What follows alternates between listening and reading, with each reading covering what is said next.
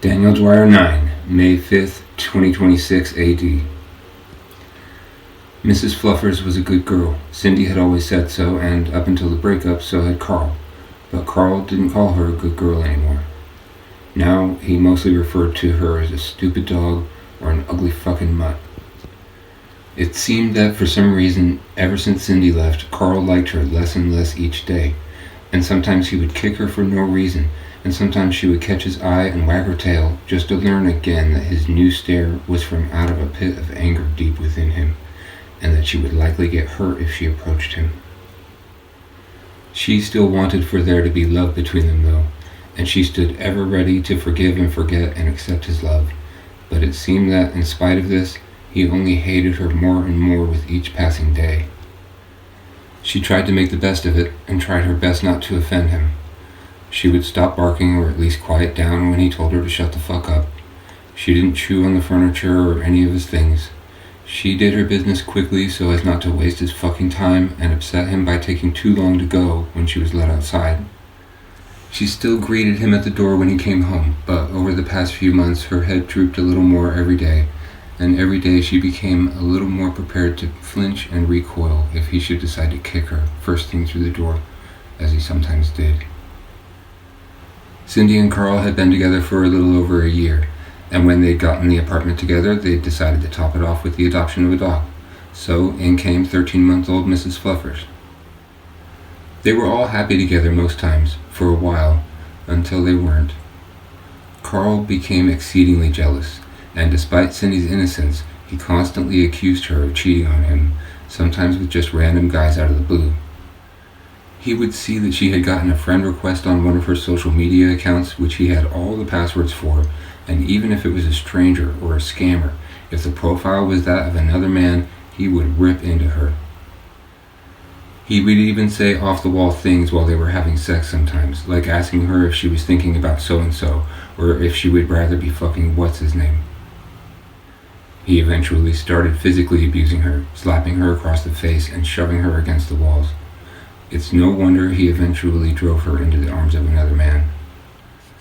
Perhaps now, when he looked at Mrs. Fluffers, all he thought about was how Cindy was with another man, or how he had been right about her all along in his mind. In any case, it seemed she was being mistreated simply because she had been adopted during their relationship, and therefore symbolized the seat of his anger. Cindy had begged him to let her take the dog, but Carl wasn't going to give her anything that might make her happy. That night, the night when they fought over her, the night Cindy left crying, that was the first night he ever kicked her, and he kicked her hard. She'd actually flown across the room and hit a wall. Mrs. Fluffers assumed it must have been an accident and had returned to Carl immediately after collecting herself with her tail wagging to let him know that everything was okay. She expected that he was going to apologize and pet her, but instead he screamed at her and said, "Get the fuck away from me, you stupid fucking piece of shit!" She was so alarmed that she peed a little bit, just a few drops, as she jolted backward. Carl was angry with her and she didn't understand why. Soon after, despite never giving up hope that one day he would be nice to her again, she learned to tread lightly in his presence and to be prepared to be hit or kicked at random. She now lived in perpetual fear of unwarranted punishment. She was now a silent victim of frequent abuse, as were so many of her kind. She was a cute little brown and black terrier mix, with little brown tufts of fur above her eyes, giving her the appearance of having funny little eyebrows. And she was the sweetest thing. She was a good girl.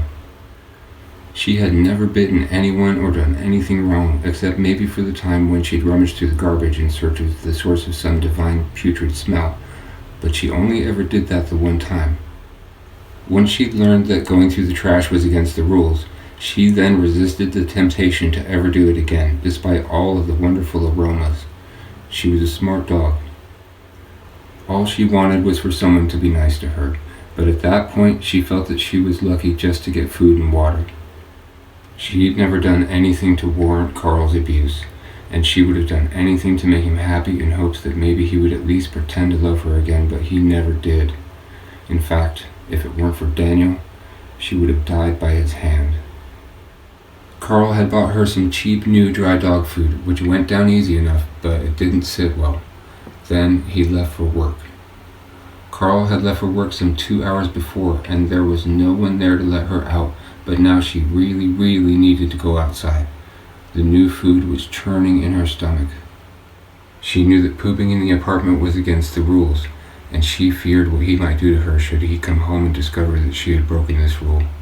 So she held it for 8 hours.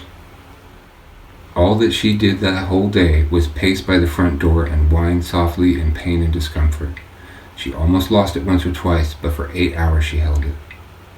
Carl had been gone for 10 hours, and he was usually home well before then. He must have gone somewhere after work. She couldn't hold it anymore. She pooped in front of the door. It was almost completely liquid.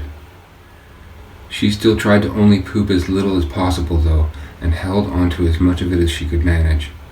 After another 2 hours went by and he still didn't come home, she just couldn't do it anymore, and she pooped on the carpet near the door again.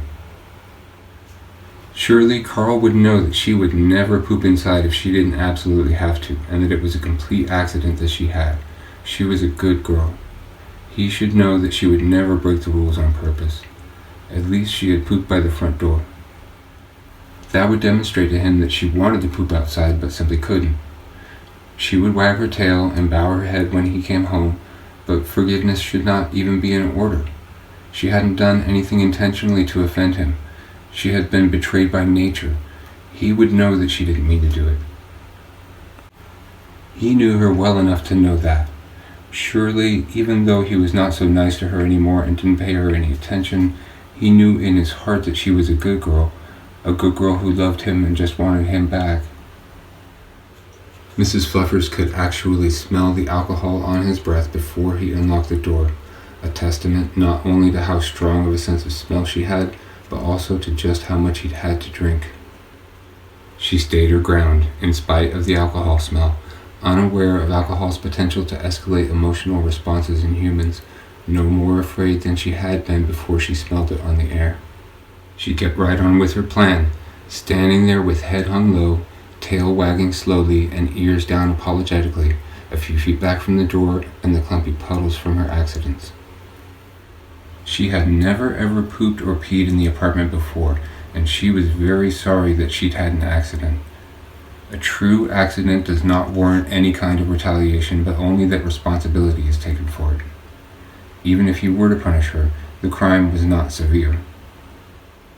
Surely a first-time offense doesn't warrant a death sentence, especially not for such a good girl, but apparently from Carl, it did.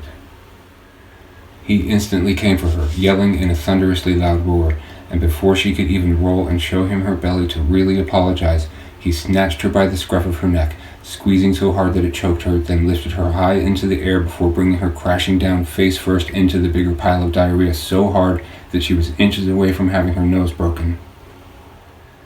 Then he proceeded to shove her nose into the puddle, tightening his grip on her scruff until she was gasping for air through the sides of her mouth that she could still breathe through. She was stunned, so startled by his reaction that she hadn't yet even started processing the pain. She just couldn't believe what was happening to her. Not satiated, he started yelling at her and punching her in the ribs back inside in cadence with every word he screamed. "You!" Punch. "Fucking!" Another punch. "Stupid!" And so on for almost a full minute. He must have punched her 20 or 30 times, so much that she growled and snapped at him when he finally let her go. She didn't know what else to do. She felt as if she'd been fighting for her life. It was a gut reaction. As so often happens when the defenseless take even the most meager stance against any physically superior opposition, her momentary show of aggression seemed to only further infuriate Carl, and he came for her again. This time, when he went to grab her by the scruff, she bared her teeth and feigned another snap at him. He withdrew only momentarily. Then a fire set off behind his eyes, and he lunged at her, firmly grabbing hold of her again by the back of the neck. He turned and walked down the hall, flinging her around by her neck as if she were in the grip of some wild dog and slamming her against the walls hard, again in cadence to loud profanities. Poop came out of her again, this time splattering against the walls and carpet in the hallway. Some even got on Carl's shirt. That's when Mrs. Fluffers realized that she was going to die, and that's also when the black form appeared behind them in the hallway. With a final, "You piece of shit!" Carl hoisted her as high into the air as he could, intent on slamming her down so hard that she could not possibly survive, so lost to the world as he was in his uncontrollable rage. He was actually going to kill this poor defenseless animal. Then, as he held her in the air over his head, he felt a sudden intense pain in both of his forearms as if they'd just been struck hard by a bowling ball from behind him. Both of his arms snapped and flopped behind his head, and his hands reflexively let go of the dog. He screamed, bringing his arms back to front just to see that his hands and wrists were simply dangling loosely and his forearms were bent and flopping from about halfway between his wrists and elbows. He turned around and he saw the spirit standing there, holding the quivering dog. His eyes went wide, and the fire of anger behind them smoldered into a pit of fear as he watched the form lift the ball it held in its right hand and look into it. Then he watched as it very gently and carefully put the dog down, who limped away toward the far end of the hall, very disoriented and on the verge of going into shock. All of a sudden, it stood and lunged at Carl, grabbing him so hard by the back of his neck that he could scarcely breathe. Carl was a big guy, easily 250 pounds. Yet Daniel picked him up and flung him around that hallway with ease, slamming him into the wall so hard that they disintegrated around them, exposing cracked or broken timbers as the drywall burst into white puffs wherever he slammed him. All of Carl's ribs were broken within moments, but his neck had somehow kept from breaking. He howled in pain between collisions with the walls, which made his howl sound more like really loud hiccups as he would be so abruptly interrupted by the opposite wall, being slammed back and forth repeatedly and so quickly, just as he'd done to Mrs. Fluffers only moments ago. He was hemorrhaging internally, major blood vessels having been dissected from all the slamming, and could have been left for dead then and there, but Daniel wasn't done with him yet. Still choking from the intense grip on the back of his neck, Carl found himself being carried back down the hall toward the entryway like a rag doll, directly toward the puddles of diarrhea. Mrs. Fluffers was just starting to come back to her senses in time to see the black spirit smash Carl's face into her mess on the floor. She felt bad for Carl. She didn't want to see him get hurt, but she was too unsure of herself at the moment to do anything but watch. She wanted to help Carl, but she couldn't. Unlike when Carl had first done it to Mrs. Fluffers, when Daniel slammed Carl's face against the floor, his nose not only broke, it shattered, and the front 4 teeth in his mouth were now broken and protruding into what was left of his lips. When he breathed air that was filtered through shit-soaked carpet fibers, and any airborne flecks of feces that didn't make it into his lungs started to coat the back of his throat. Then Daniel started pushing his face ever harder until the bridge of his nose collapsed and the blood and poop mixture started getting into his eyes. That was when Carl realized that he was going to die. Only no one was coming to save him. He would die face down in dog shit the way he deserved to. Then, with one final extra push, his skull caved in and he was gone. Mrs. Fluffers was beside herself. She limped over to Carl's warm, dead body and found where one of the hands of his mangled, misshapen arms had landed. She licked it, but not for too long. She was a good girl and knew that nobody liked to be incessantly licked. So she made certain to never wear out her welcome when it came to licking. It was the first time that she'd been able to get this close to him without flinching in a long time. Daniel consulted his 8-ball, the sudden movement of the black form startling the poor nerve-shattered dog. Then he scooped Mrs. Fluffers up and cradled her in his right arm. He then opened a window and stepped outside of the second-floor apartment with her in his arms, passing her through the window as he phased through the wall. Once outside, they took immediately to the air, soaring over the tops of the buildings, the little dog looking around excitedly, wishing not to be so high up.